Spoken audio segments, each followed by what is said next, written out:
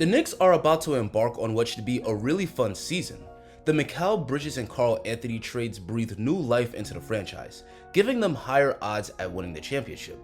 How good the Knicks will be next year will largely depend on how their new stars gel, but another important part of this team's success will be how the young players continue to develop. One of those key young players is Miles McBride. Last season was a breakout year for him. The first 2 seasons of his career, Deuce barely even played.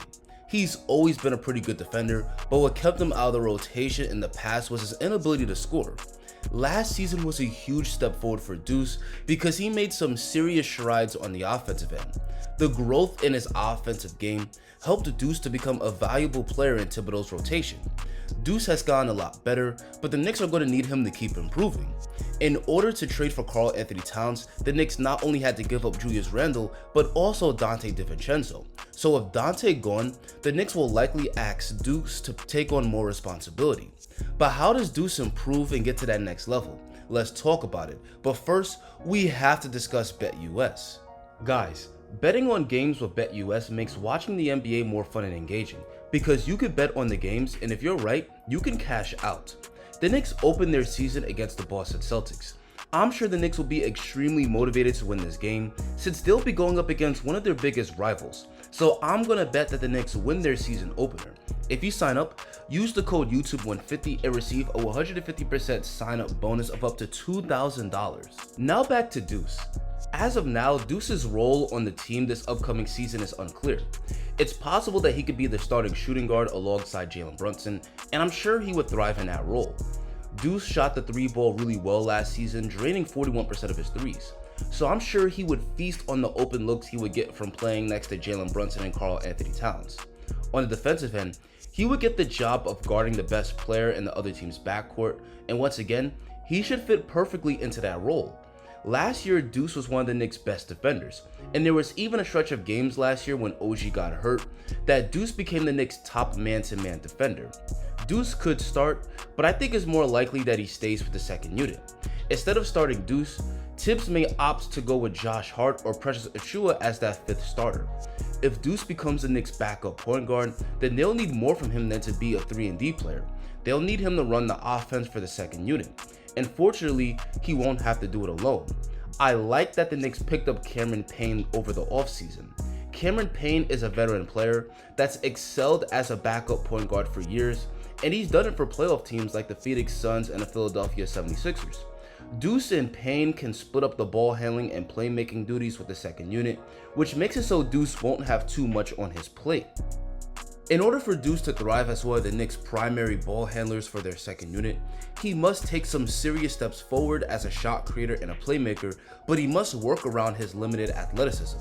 One of the reasons Deuce has struggled offensively throughout his first 3 years in the league has been his lack of quickness. He doesn't have great bursts, so he's not a player that drives to the basket easily. Oftentimes he gets cut off when trying to get to the hoop, leading to difficult shots. I'm not saying he never gets to the rim. There were plenty of plays where he did, but what I am saying is that he can't do it consistently. He just simply isn't a player that can get to the basket at will against any defender. So since Deuce isn't a player that can blow by defenders easily, he needs to get crafty. Some players that are limited athletically still score a lot of points by utilizing ball screens. A perfect example of this is Austin Reeves of the Lakers. Like Deuce, Austin struggles to get separation against his primary defender, but he's able to use screens to create scoring opportunities. Anthony Davis sets really strong screens, helping Reeves to lose his defender and create space for his jump shot. Another great example would be Deuce's teammate Jalen Brunson. Jalen tied Luka Doncic for the most field goals made for a pick-and-roll ball handler last year. It's well known that Jalen isn't super athletic, but he's a master at using picks to lose his man to create opportunities for him to score, whether it's getting an open jump shot, finishing at the rim, or scoring with floaters. Deuce didn't run that much pick and roll last season, but he did show in small flashes he could be deadly. Ball screens could be a great way for Deuce to create space to shoot off the bounce, and he shot his pull-ups at a high percentage last year. So once his teammates screens for him, if the defending big man doesn't step up, he could drain the pull-up 3.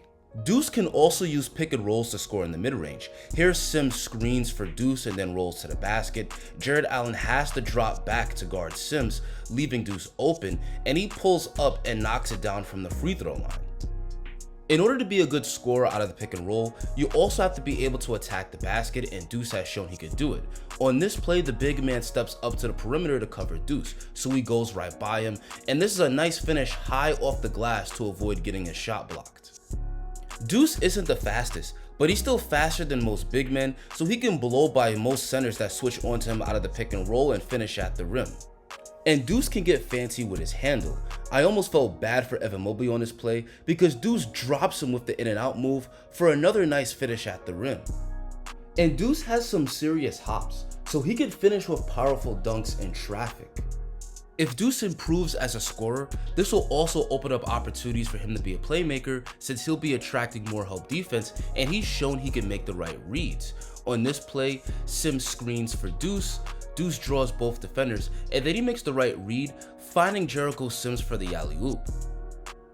He can also find shooters. Here Sims screens for Deuce again, Deuce drives into traffic, and then makes the nice driving kick to Alec Burks, who drains it from the top of the key. This time it's Mitchell Robinson that sets the pick for Deuce. He drives, drawing multiple defenders into the paint, and that's a nice pass to Dante, who drains the deep three. As we can see from the film, Deuce has shown some serious potential when running the pick and roll, but so far it's only been a small sample size. If Deuce can master running that two-man game, then this will make him a much better player. Overall, Deuce's development is going to be a big part of this upcoming season. After all the moves the Knicks have made, they have a better starting lineup, but they're also going to need their bench to produce. So if Deuce can continue to make strides on the offensive end, then he could be that off-the-bench spark plug that the Knicks need. Last season, he averaged just 8 points per game, but if he could bring that up to 13, maybe even 15 points per game, then that would be great. And as a Knicks fan, I feel pretty optimistic about Deuce's development. With past regimes, we saw plenty of players that the Knicks draft barely develop. Guys like Frank Ntilikina and Kevin Knox, they barely got better during their time while they were here, which is why the Knicks didn't re-sign them and why since then they've been journeymen.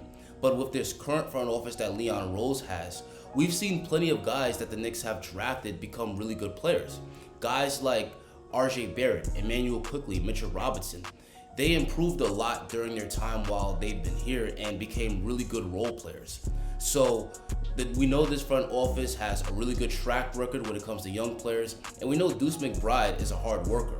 So I feel pretty hopeful about his growth going into next season. So now I want to hear from you guys. How many points do you think Deuce McBride is going to average this year? How much better do you think he's going to get? Let me see your thoughts down below in the comment section. Guys, thank you so much for watching. Have an amazing rest of your day, and I hope to see you all next video.